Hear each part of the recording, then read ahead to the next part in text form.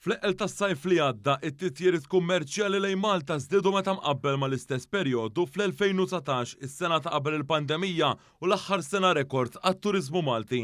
Dan ġie konfermat minn ċifri tal-Uffiċċju tal-Istatistika tal-Unjoni Ewropea l-Eurostat. Minn dawn iċ-ċifri rriżulta li Malta kellha żieda fix-xhur ta' bejn Ġunju u Settembru li għadda, differenti mis-sitwazzjoni fil-maġġoranza l-pajjiżi l-oħrajn fl-Unjoni Ewropea li reġistraw tnaqqis fil-perjodu msemmi. Jirriżulta li fix-xahar li għadda, il-pajjiżi Ewropej irreġistraw tnaqqis ta' kważi 9% u kienu biss 6 pajjiżi minn 27, Malta inkluża, li kellhom aktar titjiriet mill-2019. Il-pajjiżi l-oħrajn huma il-Greċja, il-Portugal, Ċipru, il-Kroazja u l-Irlanda.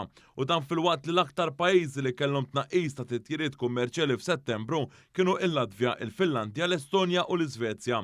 Fl-ewwel żewġ pajjiżi ir-rata tnaqqis kienet ta' aktar minn 30%. Iċ-ċifri tal-Eurostat jikkonfermaw li għal din is-sena huma rekords għas-settur turistiku Malti u juru li pajjiżna issa rkupra sew mid-daqqa li sofra is-settur kawża l-pandemija globali fejn l-ivvjaġġar kien ristret u l-ajruport u anke l-portijiet kellhom saħansitra jingħalqu kompletament. Ir-riżultati lokali fost l-aqwa irkupri Ewropej huma frott l politiku tal-Gvern Laburista immexxi mill-Prim Ministru Bertabela, dan partikolarment bil-miżuri kollha li ttieħdu biex pajjiżna jirkupru bl-aktar mod veloċi u jkompli jikber fuq l-2019 inkluż bil-politika ta' stabilta favur il-familji u n-negozji kollha li bdiet mal-pandemija u għadha għaddejja illum il-ġurnata.